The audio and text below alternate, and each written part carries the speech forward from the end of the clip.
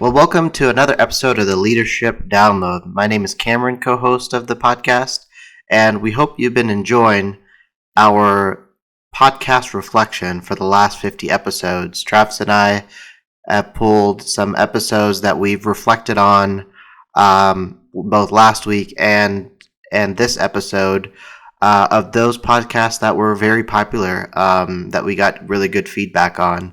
We had some awesome special guests, awesome teachings that Travis and I had put together. So we hope you enjoy today's episode of the Leadership Download podcast. If you haven't listened to part one or watched part one, you can catch us on Spotify, Apple, YouTube.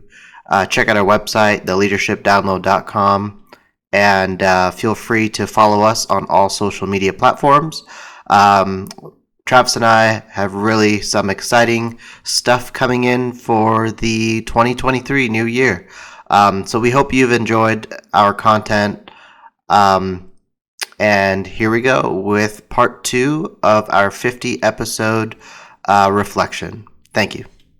So for our next clip, we're excited to share a little piece of our interview with speaker and trainer Max Story. Max Story has been a leadership trainer, speaker in the blue-collar workforce field for the last 6 or 7 years, and has really become a great friend and a great mentor.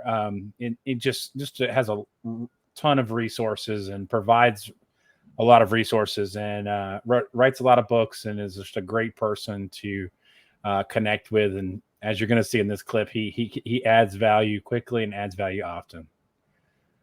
Cameron, roll the clip. Being a high impact leader, the way I talk about it, the reason that's important is because high impact leaders value other people. And, you know, being a leader it's not about me, but it starts with me. Just like today. It ain't about me today here speaking with you, but I promise you it started with me, because I had to start working on me to get in front of you. But relative to me having a team, if I'm leading a team, those people have to feel valued. And to me, there's no better way to feel valued or to value a leader than if that leader is trying to help you have a better life. And part of what I teach is always, it's not just about work. I mean, whenever I speak about leadership inside of a company, I talk as much or more about how much it's going to help you at home. And I talk and I tell the leaders I'm teaching and training, trying to develop, if you will just focus on helping your people live a life where they can have a better life at home, you can't hardly run them off. And y'all probably know, I don't know your background, where you worked your entire life, but you probably worked in places where you wish some people would leave. They don't even like working there, and you can't run them off. Yeah. You can't run off a bad person. Try running off somebody who loves the leader. And love is a word that don't get thrown around a lot in the blue collar industries. We always try to act like we tough and hard and crusty and got this big defense up and all that kind of stuff. But ultimately, that's what it is. High impact leadership is nothing more than servant leadership. But again, some people don't like that word. But if you know what servant leadership is, it's the same exact thing. I just use a word that applies to everybody because I'm all about influence. So I don't want to use a word that'll turn some people off and help some people. I try to use everything I teach. I try to teach it in a way that anybody would want to embrace it. No matter what your political belief is, where you come from, how you live your life, it doesn't matter. All you got to do is value character, and you'll like what I'm talking about. Man, I love that clip. One of the things I love about Max Story is he says he doesn't speak English, he speaks country. Mm-hmm. So, I mean, he's a great guy to be around. But what he says is so true. If you too often today, companies are so focused on just getting the work done, reaching the bottom line, making the bottom line, and they're not focused on helping that person develop and have a better life. I mean, today, millennials and this younger generation, they're different than their parents were. They want more than just to collect a paycheck. They want more than that. They want their work to matter, and they want to have that opportunity to develop and they want their work to be a key part of their growth. And that's just a mindset shift that's going to take people who are making that shift quick, like the people that Max Story works with, that are getting on board. They're going to be ahead of the game. And then the people who can't get on board or is delayed getting on board, they're going to be the ones that are figuring this out after the fact. So, I mean, it's love when you can have employees that know that they're genuinely cared for. They will go the extra mile for you. They will protect your investment. They will do those things. But oftentimes we don't communicate that well, so we don't get that kind of commitment back. Yeah, Travis, and team members and employees, they have a good read of their leaders. They know if that leader is genuine or just there to collect a paycheck. Do their sometimes not even 8 hours, 6 hours, and get out and be out the door by 3 p.m. or something like that. They know who's there to fight for them and there for them, and really the support of the either the company or location. So the next clip we're gonna reflect on is with Amanda Wolf. She's in the human resources sector with the company, and in this discussion, we talked about the different generations in the workforce and what importance that is for today. It's amazing that we just went through that in just a few minutes, and my first instinct is to say that's like when we started with back with the beginning with the baby boomers, and now we end up with Gen Z. That's day and night difference of what's important, and yet all four of these generations have to coexist in a workforce. And obviously, stating up front, that's not an easy challenge to overcome by a long shot. What are some of the things that you're seeing companies do that do it well as far as being able to motivate a multi-generational workforce? I think the companies that manage this well are the companies that lean in, right? Understanding that these differences are there. First and foremost, leveraging the strengths, because they all have strengths. And just like you've heard companies talk about, diversity and inclusion and belonging, that pertains to generations just as much as it does to multicultural workforces. So having that diversity of thought, diversity of influence, diversity of background, that's all going to make a big difference in an organization. One of the things that I like to tell people is, although this is very generalized when we talk about generations, everybody is an individual and everybody comes to the table differently. So even though you might be born within the space of a millennial, you might not relate as much to the millennial groups, right? If you think about a commute to work, everybody gets there from a different vantage point. One person might ride their bike, then it's a short ride, it's a beautiful day, their blood's pumping. Somebody else might take, the I-4 freeway, they almost had an accident, it was traffic, they're very stressed. When you think about all of them coming to that morning meeting, they're all coming from a very different space. And just coming in and understanding that, learning about it, and asking questions is going to be really key in making that transition and being able to get that group to work cohesively together. Pause. Let's see. Well, this one is a really interesting discussion that we had because it's so important to recognize the traits of each of the generations in the workforce and really cherish and value them and help it work towards the growth and development of your company. Because I think if we cancel a generation, now I use that word cancel, but if we cancel a generation or don't value certain generations, our companies are not going to, or our teams are not going to be working as effectively. It's when we value the traits and understand where they're coming from and their backgrounds. That's when we start to create that, I would say, that type of inclusive environment and really cherishing the diversity. Yeah, it's interesting. I just recently read a book called A New Kind of Diversity by Tim Elmore, and he really leans into this idea of diversity in generations in the workforce. And currently, he says there are 8 generations living on this planet right now, and 5 of them are in the workforce. And no time in our history have we seen this big of a gap, or where there's this many different generations, different styles of looking at life in the workforce. So someone who is just recently starting to get their feet wet, maybe recently out of college or right, out of high school, trying to get in the workforce for the first time, sees the world completely different than that person who is in their 60s and on their way to retirement, or maybe they're a little older than that and still working. They've seen life from such a different perspective. And one of the things that I thought was so interesting, and we will probably talk about this in the in podcasts or in some training materials in the future, is that there are so many things that we can do to connect the generations. And it's one of those things that he shares in that book that I'll share with you guys as we kind of talk about this, would be something that Jack Welch, from former CEO of GE, always did with his executive team. Was they did something called reverse mentoring. And reverse mentoring was that basically a 55-year-old executive would be set up to be mentored by someone who's maybe 23 and in the tech, on the tech side of the company.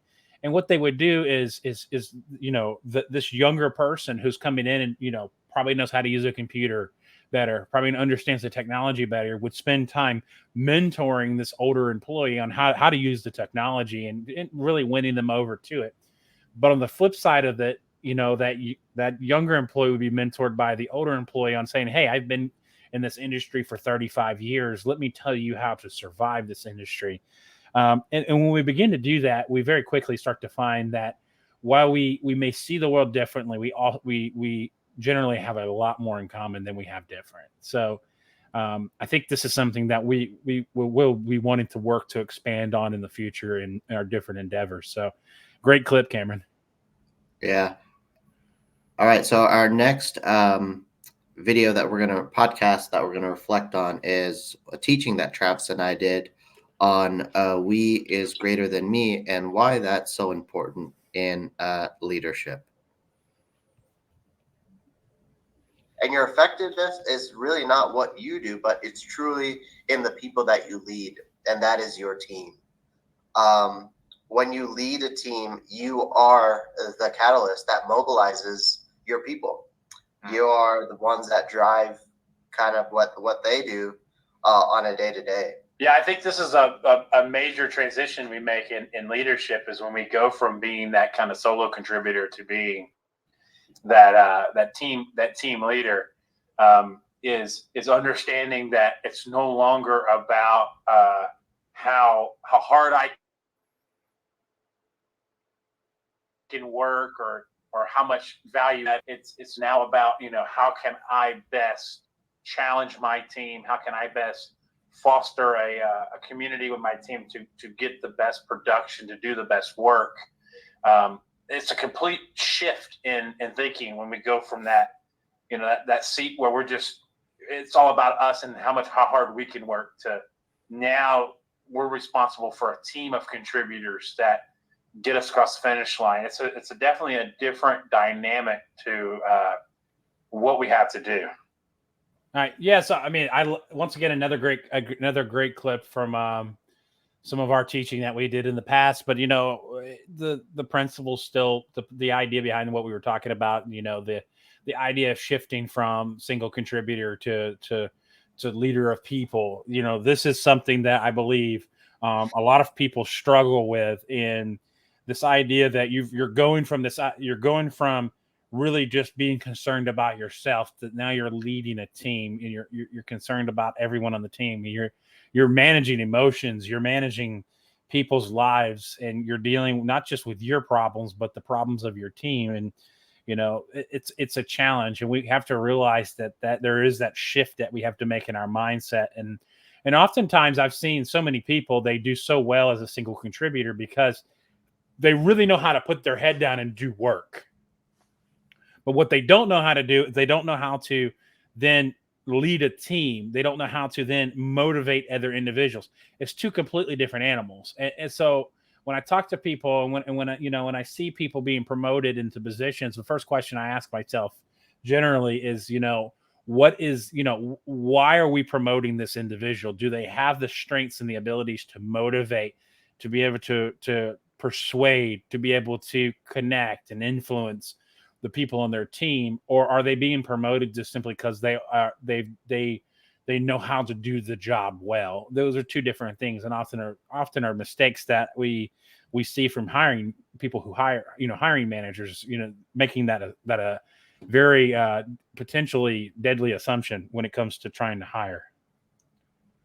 Yeah, Travis, I think it's also when we're talking about this, we is greater than me, is really it starts with your why as a leader, and why you want to strive towards growth and development into a leader or various leadership positions. Because it's very well known, if it's for selfish reasons to make a higher salary, to get that company car, to have those additional benefits and things like that. I wouldn't say it's not necessarily going to work out, but you probably won't be as effective as a leader. But when you have that mindset where you have a why, where it's whether it's to make impact, to help people, to develop people, you have more meaning in the day-to-day work that you do, and you're able to add value to people. So next up, we have probably one of our favorite interviews that we've ever done is with Dr. Sam Chan, and he's just a leadership juggernaut in the industry of just teaching and being a thought leader in the space of leadership. So without further ado, let's roll this clip. I would say I've had literally hundreds of one-on-one conversation with leaders around the world, and I distilled from that, curated from there, 3 major changes that have taken place. One is our very environment has changed. Number 2 is we as leaders have changed. You have changed. And number 3, the people around you have changed. So the environment has changed.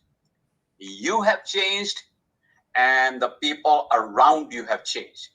A new normal means that whatever used to be, we tweaked it to our present realities, and that becomes a new normal. I would prefer calling it a new reality.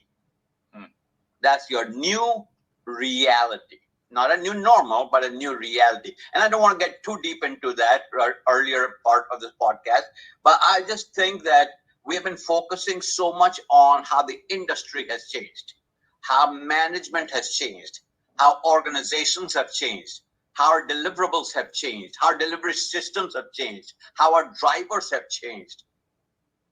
But the real issue is you have changed. Your assumptions have changed. Your way of thinking have changed. Your decision making has changed.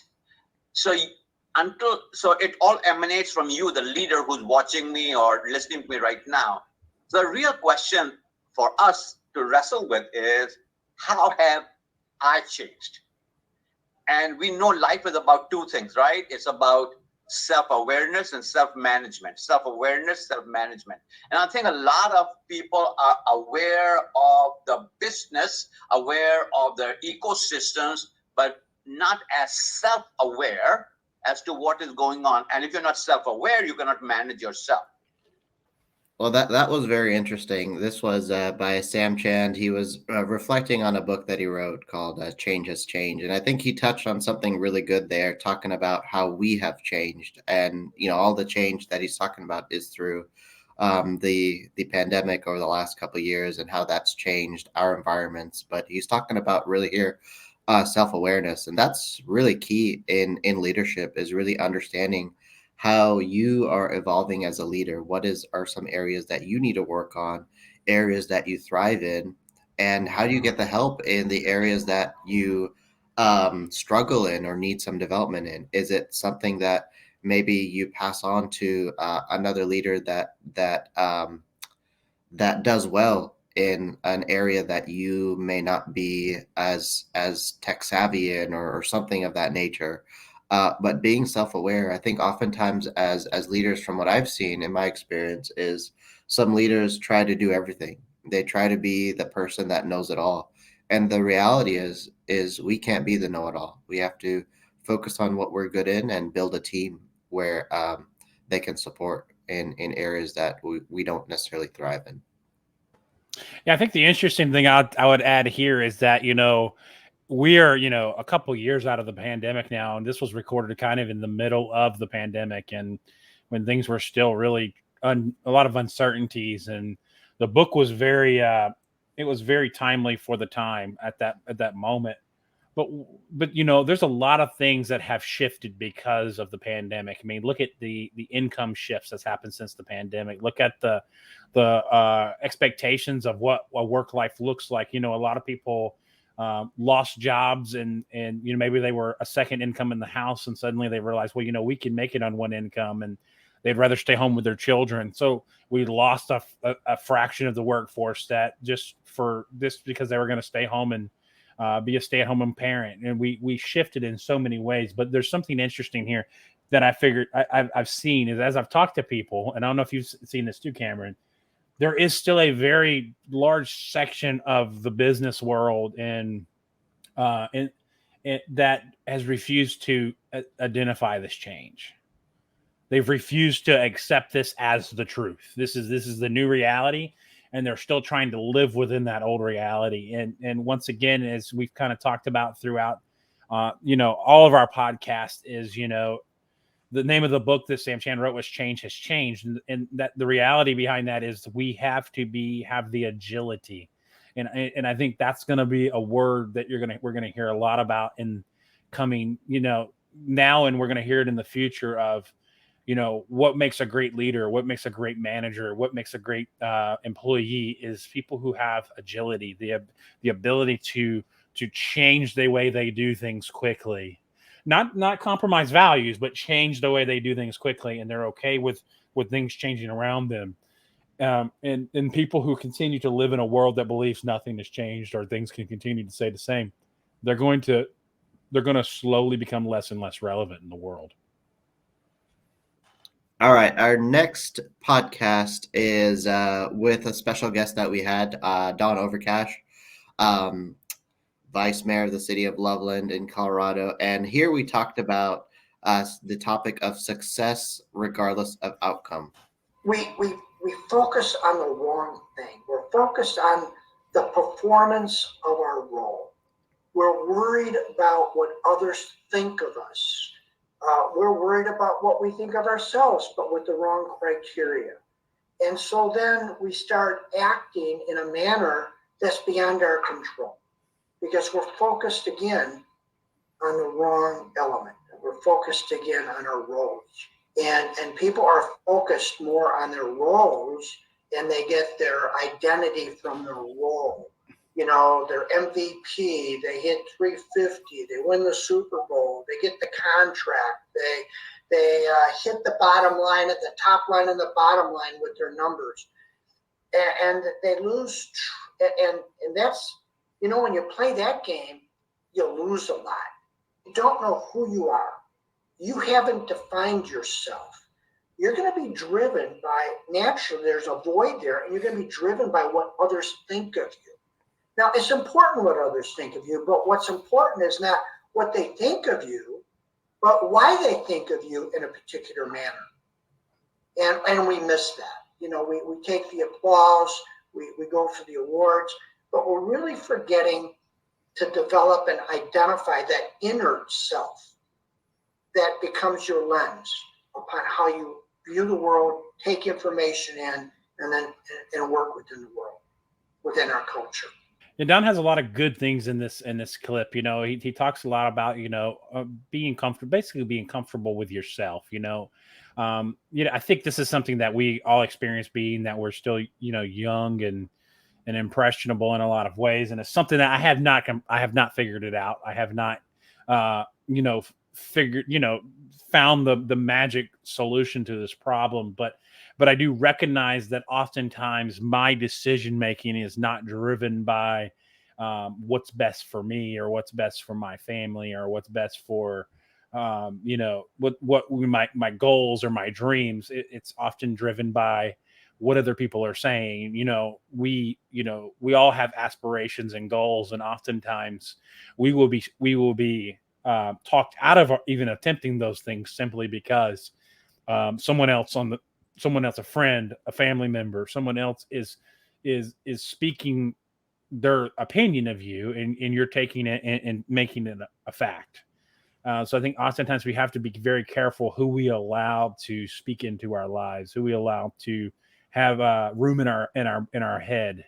Who are we allowing to really rule our thinking? We need to be very selective in that process. And then Don touched on, not letting work define who you are, whether it's your title, your position, what you do, is really understanding your why and why you're there. Um, if we get wrapped up into having work define who we are, we almost lose ourselves, and then we don't have any clarity on who we are as individuals. And I think this is more common in younger generations where they're driven to kind of climb up the ladder, and that's all they're focused on. But the reality is, there's more to it. Travis, you mentioned family.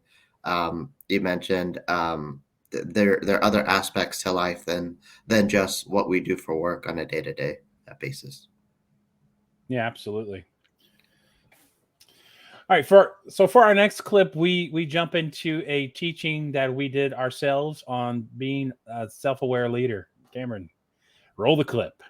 The idea here is seeing yourself Early accurately days. vital for effective leadership. As a leader, if you lack self-awareness, you may know how to do leadership, but you won't know how to lead. I mean, if you don't know the ins and outs of yourself, you won't be able to lead well. And it really goes back to that, something we've talked about before, Cameron, is the hardest person we'll ever lead is not anyone on our team. It's not anyone that, it's not a customer we'll ever have to deal with. It's not a situation we'll ever have to deal with. It's ourselves. The biggest challenge is the person we wake up and look at in the mirror every morning. So one of the greatest ways to, I talk to people often and, how can I improve my leadership? How can I get better? Well, the primary thing we can do right at the beginning, even before you're leading another person, is learn to lead yourself well. And sometimes we try to, as leaders, and I've experienced this myself, is where we try to sugarcoat things and act like we know it all and act like we excel in all areas, but in reality we don't. We all are different. We all have our own struggles. We all have our own strengths. And I think if we work towards being self-aware of our weaknesses, and we lean on people that we trust, it's going to help us develop a good team and also develop our character as a leader. Yeah, this was another great clip, man. I mean, we really this was in the early days of the podcast, and man, how things have changed. But this is something that I'm always trying to reflect on for myself is trying to be as self-aware as possible. The reality is, if someone comes to you and says that I'm very self-aware, they're delusional. It is very hard to be self-aware, to be completely in tuned to how you are perceived by others. If you never have an interaction, you're never asking those questions. So my go-to, and this has always been, something that I heard many years ago, that I just think is so vital to ask is when you've built relationships with people, don't hesitate to ask the questions of, what is it like to be on the other side of me? What is it like to interact with me? What are the negatives? What are the positives? What do I need to work on? What can I change? Because you can get some of your awareness for yourself, but most of your self-awareness, the strength that you're going to be able to produce, is going to come through listening to others provide you feedback, listening to others give you advice and give you wisdom back. So we want to make sure that we are, as we're trying to become more self-aware, that we're taking the time to pause and listen to what others have to say.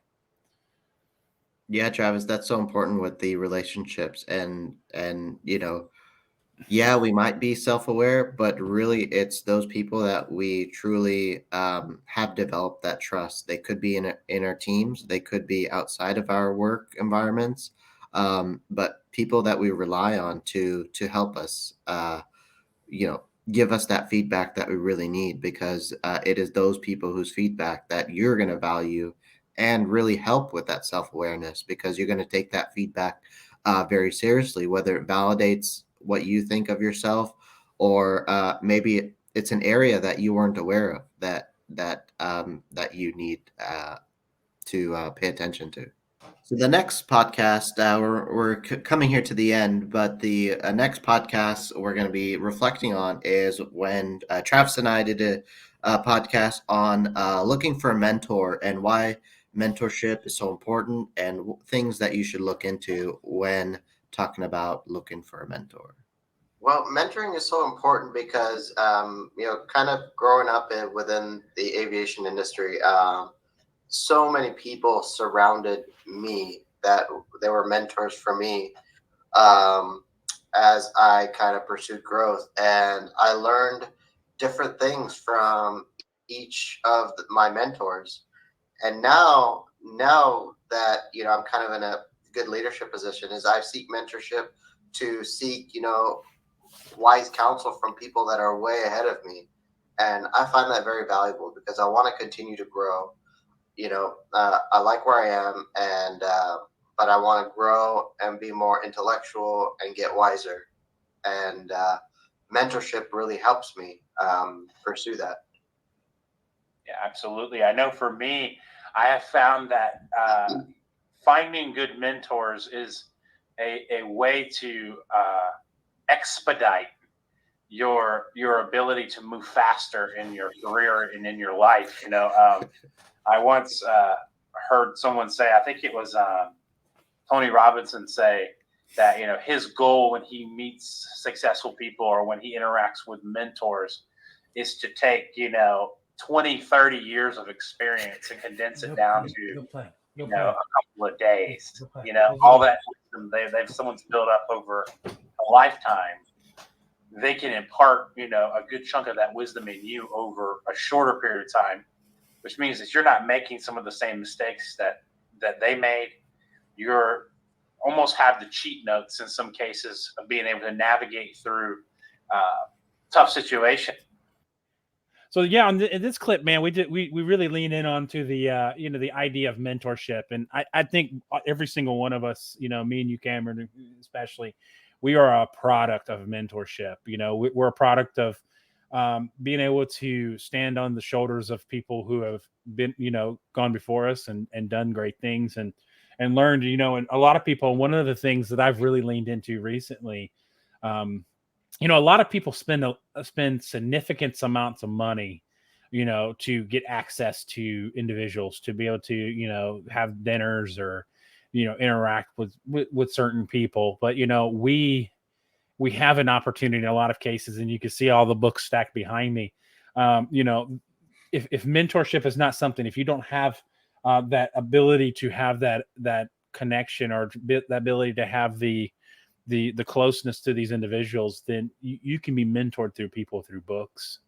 You could be mentored through people through podcasts, audio teaching, videos, YouTube.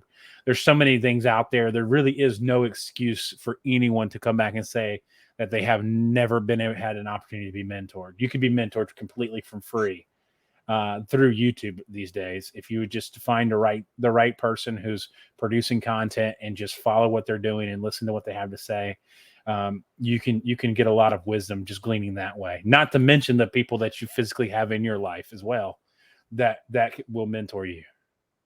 Yeah, Travis, mentorship is like what made us where we are today and what helps us really along our journey. You need mentors, whether it's through a book, from learning from people that are way ahead of you, that are successful executives. There's several leadership books out there where you can learn from, get an insight of people's mindsets of certain leaders that are world renowned out there. But then leaning on people that are in your life that are well ahead of you at the same level. It could be a few steps ahead of you. There are various advantages of having a variety of mentors in your life, because I think through my experience, having one mentor, you kind of get a biased view, and then you often take on that mindset, which sometimes may not be what you need. I think it's learning from different perspectives, and then you pretty much take those bits and kind of learn from a variety of different perspectives. Yeah, I think one thing that you said there is important, and this is something that I think a lot of people get confused about when they say, "Hey, I want to be mentored," or "I'm looking for a mentor." The person who mentors me spiritually is not the person who mentors me when it comes to career decisions, or mentors me on leadership. Those are two separate people, because the strengths, you want to be mentored by someone who has strengths in the areas in which you're being mentored. So one person is not going to be it's not a one-shop stop for everything. It's not a Walmart of mentoring. It's you're going to have to go out there and find people who maybe have a strength in business, or have a strength in communication, or have a strength in decision making, and then you're going to resource them to be able to help you get you ahead. And I love what that quote that we used in this clip, the quote that from Tony Robbins, is such a great mentality when you go into these mentorship these times, and you're interacting with people. Your goal should be to take what they've learned, and take all the mistakes they've made over 20, 30, 40, 50 years, and you can condense that, and then you can jump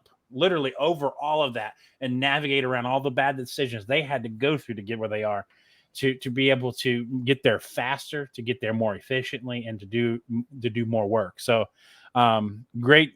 It's always important. Mentorship is such a huge part of both of our lives. And our final podcast is with Pasquale Raguseo. Him and we had a great conversation on creating positive change. A great mentor of mine, and this podcast gained a lot of great feedback and a lot of great discussion. So here we go with my discussion with Pasquale. Typically, a culture starts with the head, right? The head person, it could be the CEO, could be a director, could be a general manager. They start that feeling. Yeah. They're the ones that are initiating that energy that other people are going to feel. So I've walked into some situations where the first thing I did is I just talked to people, right? It always starts with people. And one by one, call people up or have them meet me in my office, or meet them somewhere. Just ask them some questions. Like, hey, how are you doing? What are you feeling? What are we doing wrong here? What can we do better? Like, what are your ideas? And just having a simple conversation like that really makes people perk up. It's like, wait, hold on. You care what I think? Like, you want to know what my opinion is? I'm just an hourly frontline employee. Well, no, you're not. You're a really important cog in this wheel, just like everybody else is. But I want to know what your opinion is. And after having all those conversations, you get the general consensus of what the culture is, right? And then the change piece, right? Now, as the leader, what do you want to change? Is there people in the wrong positions? Are they not being guided the right way as leaders? Are they not given the tools to succeed? And again, I've walked into situations where some of the leaders were not in the right roles. They shouldn't have been leaders, right? Or they were promoted because of politics, or they were the right person. They just didn't have an idea how to do it. But really, to define, change again, it's changing the feeling, it's changing the perception amongst a large group of people, and really getting their buy-in and understanding what direction you're heading in, and proving to them, right? And really not necessarily selling them, but proving to them through your actions that what you say you're going to do, you actually do. And once that momentum starts to build, people start to buy in, and they're like, wait, this person's for real. Like, they're not just talking because they want to talk. Like, they really care. They want to see things better. Let me listen more. Let me hear more. Let me provide more feedback. People that never would speak up before would start to speak up now, right? So it's a group of people coming together to say, I believe, I want to follow, I crave leadership.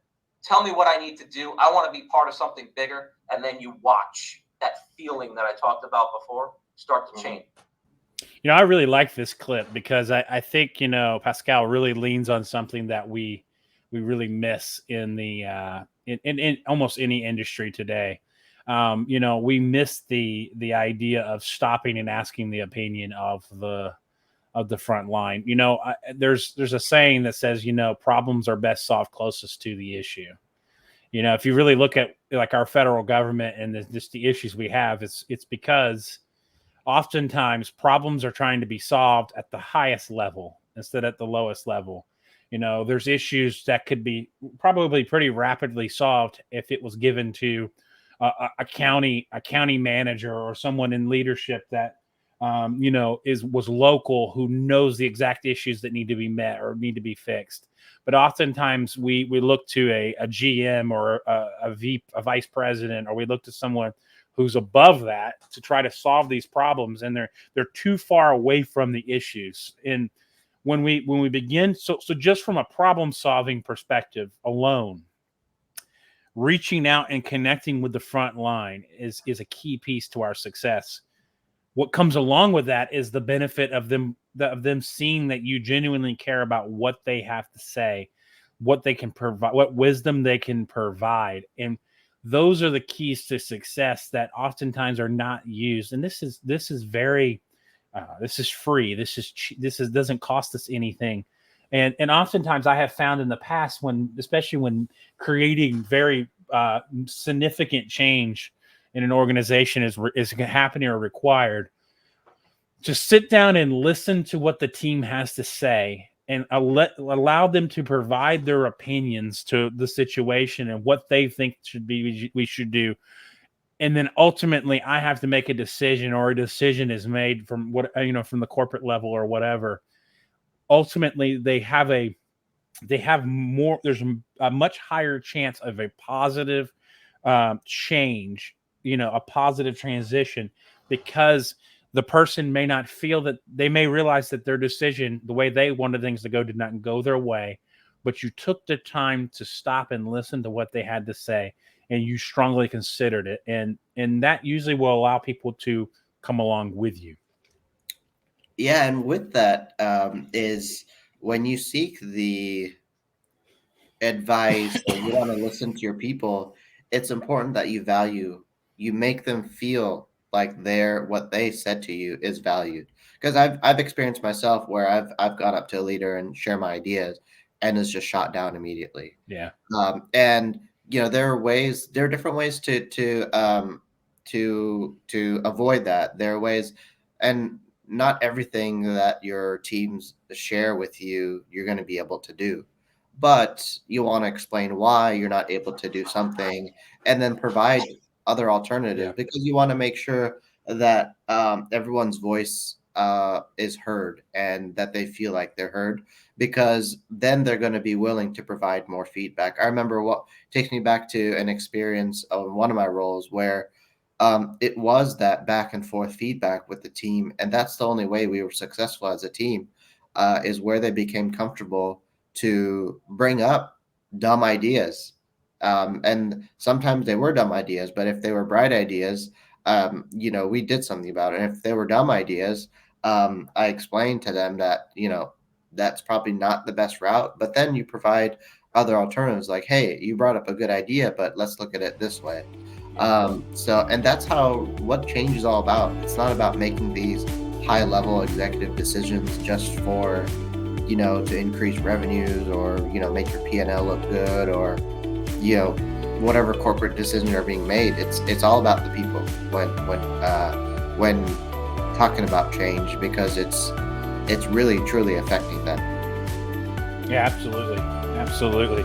Well, guys, man, this has been awesome. Getting to take a trip down memory lane and seeing the first 50 episodes we produced. Cameron, it's been a great ride so far, and here's to 50 more.